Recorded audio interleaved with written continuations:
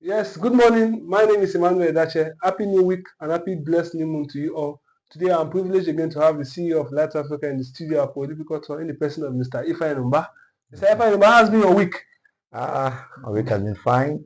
The weekend was quite full of stress because Sundays are my most busy day. Wow, My most busy I day. can relate. Actually, it's a privilege to have you today. And as a writer, there's no day off Yes, because sir. you can be in a church and inspirations are coming. Yeah. You can be on your way to a city inspiration and you need to pen them down. Yes. Yeah, so today will be privileged to have Mr. Ifeanyi Numba Hussein and we'll be also having the privilege to ask him certain questions as regards general writing. This question will be beneficial to even you as an aspiring writer, you as already a prolific writer. So just stay tuned even as we go through the phases of the interview. So Mr. Ifeanyi Numba, considering your progress in our time regarding writing, these questions I'll be directing them to you. I'm hoping that myself, our audience, and even those watching Yeah. will be blessed. So firstly, why is it important for a writer to have a clear vision or mindset before starting the book? Why Okay. is it important? Important. Okay. Great writing starts from a great mind. So if you don't have a great mind, you can have a great work. Writing starts from the mind. It is how you think in the mind that you're going to write down. When you have vision in your mind that is clear to you as the person writing, automatically you are win the audience because clarity begins from the mind. Who are you writing to? You have to be clear with what you're writing. That's right. You need a vision of why you're writing. What are you writing? You need a vision from your mind. So if there is no clear vision, it is not possible for you to get a professional work. So vision and clear mind, it is actually the foundation of a great book. Great book starts from the mind. So if the book is not great, I just finished a project. Um, they are humans, the black and the white, the rich and the poor. It starts from the mind. From the mind, actually. Yes. So getting a clear vision for writing, everything starts from the mind. So Yeah. secondly, how does defining the purpose of a book influence its direction and message? Because I believe starting a book from inception, yes, there ought to be a purpose for it. And Okay. personally, I also believe that this purpose tends to guide throughout the direction of the book and throughout the content of the book. So my question now is, how does defining the purpose of a book influence its direction and the message that book conveys? Okay. Purpose is everything. Mike Moore once said, when the purpose of a thing is not known, abuse It's is inevitable. inevitable. So the why of writing a book the um is the roadmap for you to actualize that goal or purpose. You see, if you don't know the purpose why you're doing something, you can't really get a professional result. The purpose of a book, okay, I'm a non-fiction writer. So if I want to write a book, if I want to write about friction, I should know that this book is friction. If I want to write about non-fiction, I should know that this book is non-fiction. So if you are a writer, you want to write a book, you don't even know that the work you're doing is a fiction or a non-fiction, you're already in trouble. You must understand what you're writing. Is it friction? Is it non-friction? Okay, why you know that this is friction or non-friction? Why are you writing the book?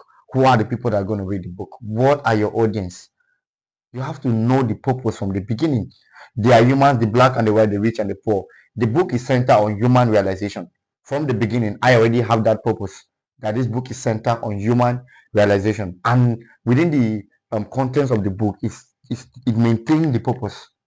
Definitely. Yes, I never write out of the purpose. That's right. So when you know the purpose, you're going to write In line with in it. line with the And to purpose. convey a message in line with Yes, it. in line with the Absolutely. purpose. In line with the purpose. So purpose gives you direction. Direction. When you have the vision, you have a clear mind. The next thing you need is why, which is the The purpose. purpose. Why do I want to write this book? Who is the book speaking to? Who do I want to change? So when the purpose is not known, you're definitely Yes. going to make a lot of mistakes. Actually. So the Thank you for purpose that is very, very very important. apt and resonating answer. Of Yeah. course, people define a lot in writing books. So thirdly, I'd like to ask, why is it essential for writers to understand their target audience? Why is it essential? I have Okay. serious concern about this question I just asked. For writers know that target Their target audience. audience. You see, if you want to post on YouTube, if you master your YouTube studio, when you want to post on YouTube, they'll ask you, um is this video meant for kids? Do you understand? If you want to post, Yes, that's right. those people who are good in mastering YouTube studio, Yes, like uses YouTube, not normal YouTube to post. YouTube has a studio. that's So if right. you want to post on that studio, they will ask you a question: is this video meant for kids or adult? Do you understand? Then they will ask you the range of the people you want this video to reach, like the age limit. You have a age limit. If you want to reach more audience, you have to understand the people you're doing your videos to. I'm doing this video majorly for writers. Okay.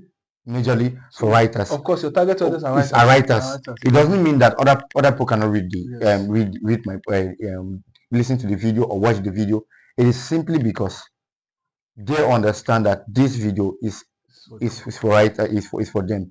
You get? So knowing your target audience from the beginning, it is what drives you to write in that direction. They are humans, the black and the white, the rich and the poor. Who are my target audience? Are those people who feel like who have low self-esteem, Yes, who have been left out of the place society, and think that the black are better than the white, or the white are better than the black. People who think that the rich are better than the poor are better than the rich. Do you understand? My target audience is centered within people who have low self-esteem. So if you have low self-esteem, the book is for you. Know your target audience gives you direction. Friction majorly are good for people within the age of 10 to 20. Friction are good for them. Are good for them actually, based on their age level. That bracket. Self-development is more professional for people who are within 15 to 20 to 30. It's more important for them because these are the times they realize what they want to be. You can't be giving a man of 40 years to be reading friction. What is he doing friction? Actually, you want to compare that. You actually want to. So before you write, you have to understand your audience. If you don't know your audience, you're in trouble. Your audience are very, very important. You need to know your audience. You need to leave out. When you know your audience, write them down. Whenever you're writing, at every chapter, go and watch your audience. Look at them. Go. That's why I have a draft board of my writing. So when I'm going out of the point, I go back to the draft board. I look at what I've penned down on the draft board. Okay, my audience are these people. Everything I need to do is on the draft board. So audience are very important when it comes to writing. So thank you for that. What makes a book, a book title or a story idea compelling and attention grabbing? Like, what makes a book idea compelling that if somebody just sees it, the person may feel intrigued, like wanting to know more, engrossing, right? So what do you think makes that idea so compelling and attractive? Okay, basically there are 5 things. I'll call them 5 things that makes a book attractive. The first thing that makes a book attractive is the title of the book. You have all it takes. Come on, the title alone can sell a book. They are humans, the black and white, the rich and the poor. You can sell a book. Now, the next thing that makes the book compelling is the subtitle. You know, a lot of writers make this mistake. They have a title, they don't have a compelling subtitle. The third thing that makes a book compelling is the graphic. In fact, sometimes the graphic communicates more than the title of the book.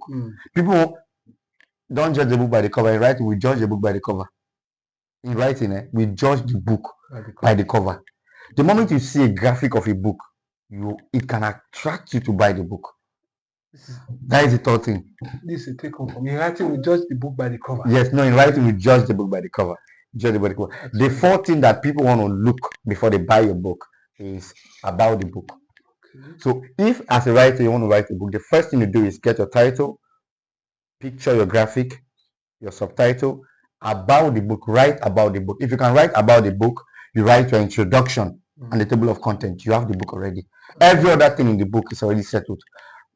Your title, subtitle, graphic, about the book, the table of content.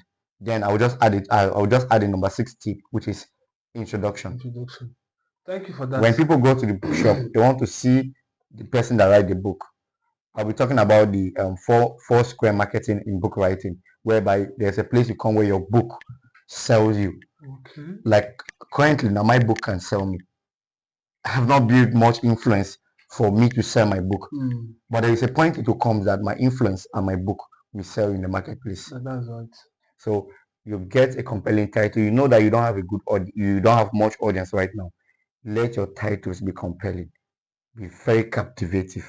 Your graphic, do not play with your graphic. Stop giving unprofessional people to do your design. Give your graphic to people who are professional, people who have the capacity to deliver. That's right. Yeah. So thank you for that. So a quick one: how does creating an outline and setting goal, goal focus writing routines and support the writing process? How does creating an outline, writing outline, and setting goals, that is, goals that are focused on writing routines and support the writing process, how does this? Even in the Bible, I want to go. I'm a believer, so I want to say something. All right. The Bible said, write a vision down, Habakkuk, make it plain, True. right? Make it plain. So this is all about goal setting. If you want to achieve a great work, you have to create a goal for that work. Without a vision, without a goal for that work, you're just going to stay longer with that project. So getting an outline, getting a goal gives you a moment where you should write and complete this project. If your goal is to write a book for 4 months, there's an energy that you will have that will help you to achieve that goal for 4 months. Mind you, if you don't have a goal, you can write that book for 5 years. A project that you can actually achieve for 4 months without a goal, it will take you 5 years. So having a goal is very important. Goal gives you speed, it keeps you consistent. When you have a goal, you have to be consistent with meeting up with that goal. So setting a goal is something you should not play with. If you want to write a book, whatever you want to do in life, setting a goal gives you focus, direction, and it helps you to actualize the purpose of that goal on time. So setting goal and outline is very important. Like for me, I don't write a book without having a goal. And then I communicate the goal to my accountability officer. I send it to her. This is my goal. This is the moment I want to write this book. It will take me this month. So consistency comes in when you have a goal. Thank you for that answer. Yeah. So why is professional cover design important, and how does it affect a reader's first impression? It's part of the question I've crafted. So last week I had a job to do for someone. I had a job to do, let's say a promo job to do for someone. Now when they gave me the job, the first thing I discovered, the first mistake I discovered in the project was the cover design. You see, the cover design was communicating something different from the message of the book. The cover design was communicating something different from the message of the book. So your cover design is very, very important. The cover design must communicate the message that is in the book. The message must be in line with the cover design. And if you are a writer and you're making this mistake, I have a lot of people have done this thing. I just want to pick out this point now. When you're doing your graphic, your cover design, ensure your cover design is in alignment with the number of the pages. You see a graphic design that the cover is like this, and to be honest with you, the page is not up to 100. So if I want to buy your book, I see such a graphic in your online account, I won't buy, because I check the book, the number of pages, the volume, everything. I want to see everything. That's right. So the graphic compel people to buy. The graphic compel people to buy. People will buy your book because of the graphic, and people will reject your book because of your graphic. That first impression, actually. Yes, the first impression. Like I said, in writing, we judge the book by the cover. Do not judge the book by the cover. It's not in writing. In writing, we judge the book by the cover. We want to see the book, we want to see the cover, we want to see the title, we want to compare them if they are communicating the same thing. Thank you for that. In writing, we judge the book by the cover. Yeah. That's a take home for me. So how can building a community around a book project help improve its quality and reach? Building a community around a book project. It's part of what I thought of to coin out. It's something you can play with, building a community. Wow. If I want to be a professional in anything you do, you can't do it alone. There's a proverb that says the tree cannot make a forest. You need a community for whatever you want to achieve in writing. Very, very important. You need a community. I have a community. I have my team of workers. I don't play with them. Now, when my job is to write a book, I'm a professional editor, but I do not edit my work. So my job is to write. Then I call my manager. Please, this is how I want this project to go.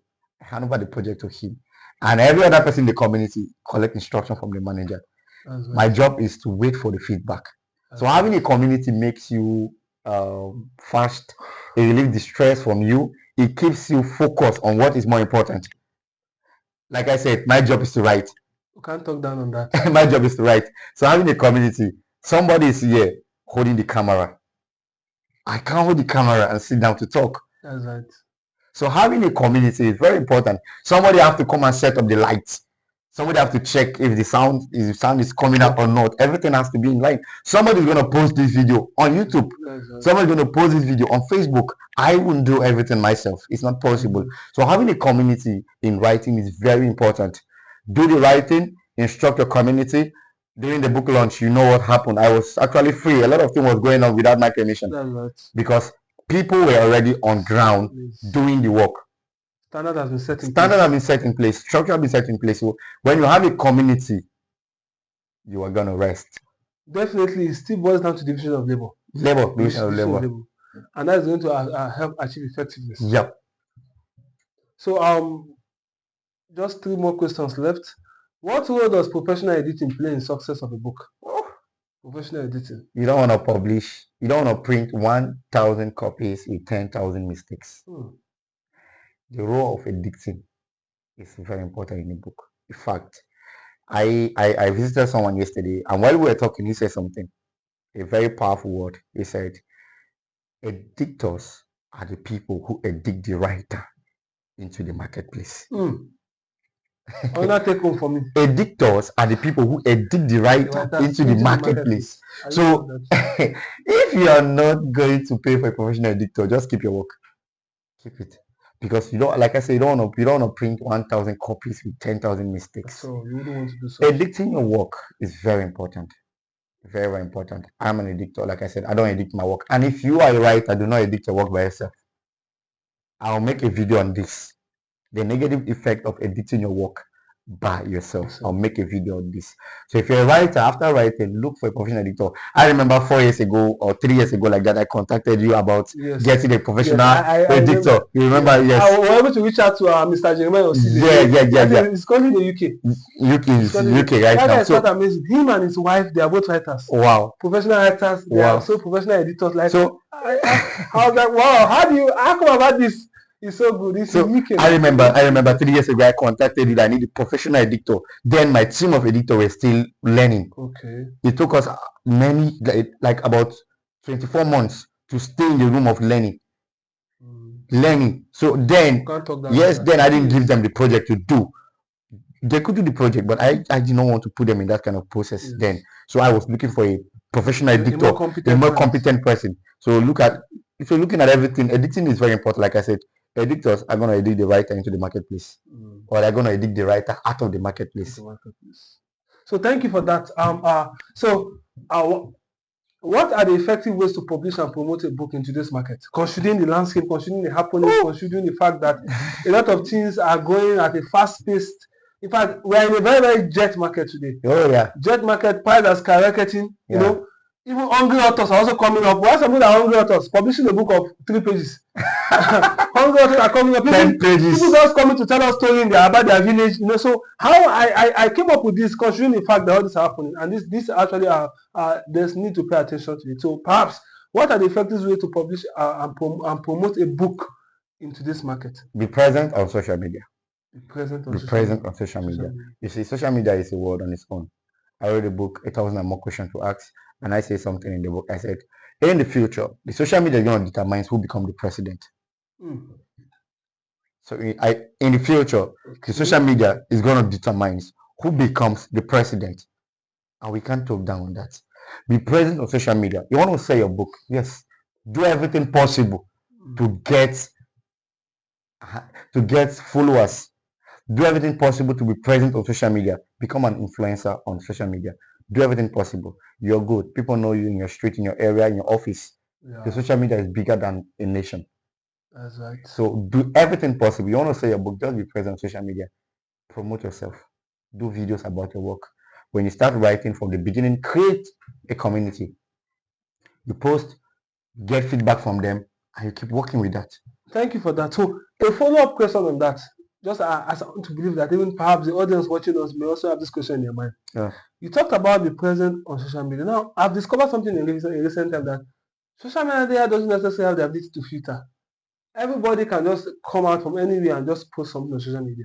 Yes. So even being present on social media, do you think that's enough? It's not enough. It's not enough, okay? Like when I say be present, it means be consistent. Be consistent, okay? Yes. You can create a social media account. If you're not consistent to post, nobody's going to follow you. What about being consistent posting and you're posting something that is substandard? Something that's not Substan- standard. social media promotes sometimes even what is not quality. As long as you're That's consistent, right. as long as you're consistent, Okay. even if it's not quality, consistency, they are more interested in consistency. That's right. So even if the thing is substandard, having to see a social media handle that you don't even believe that people should follow these people, Yeah, and they're having actually, 1 million followers. It's true. It's true. Because these people are consistent. They post every day. So be present on social media, be consistent Posting consistently. consistently. And that does not necessarily give room for Substandard work. substandard work, or Yeah. that doesn't necessarily negate excellence. But then perhaps you may start how you start, but then as you begin to go, there's need to always upgrade. Yeah. So my final question before I call this interview up, so why is it important for writers to continue learning and growing even after publishing a book? Of course, it may definitely look like a stupid question. That one hits me. But then privately. it's a question that there's something I'm looking forward to hearing from your mouth. So that's why I asked this question. Okay. Writing is a journey.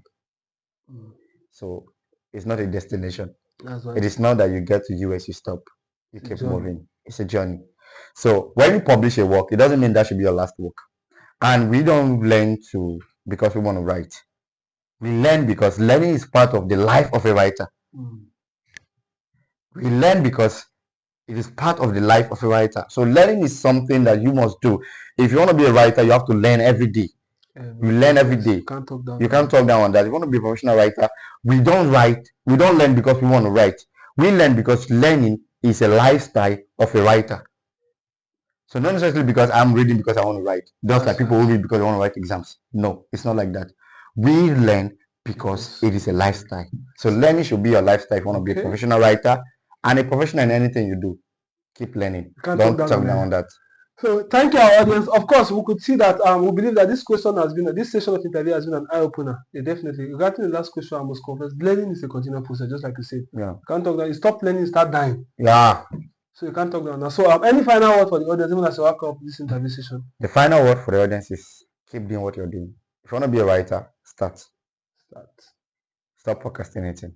Start writing, be present, and be consistent. Do not play down. And I want to add this thing, please. If you're watching us for the first time, ensure you follow at least 10 writing channels. I'll make a video on this too. It's very important. As a writer, follow 10 writing channels. At least 10 writing channels. If you're a fiction writer, I will encourage you to follow J.K. Rowling, Stephen King's Helen Brook. If you're a non-fiction writer, I'll encourage you to follow Robert T. Kiyosaki. I'll encourage you to follow Marine Gold. I'll encourage you to follow Brian Tracy. I will encourage you to follow Light Africa. This channel, I am Light Africa. Please, you can follow our channel. I will encourage you to do that. We are professionals, so I encourage you to follow our writing channels. Then finally, if you're a writer, you want to go more, I will also encourage you to follow Vusi Temakwaye. He's a public speaker. Wow. But you have to follow him. I'll make a video and tell you why you have to follow that man. Follow him. So thank you for such an amazing interview session with you. It has been an eye-opening session. Of course, we've been blessed. Our heads have just, I can remember my take note, like I said earlier, is the fact that when you get writing, you must always judge the book by the cover. So thank you. The writers, the editor can edit the writer into the marketplace, or edit the writer out of the marketplace. Thank you, and see you another time. Yes, sir.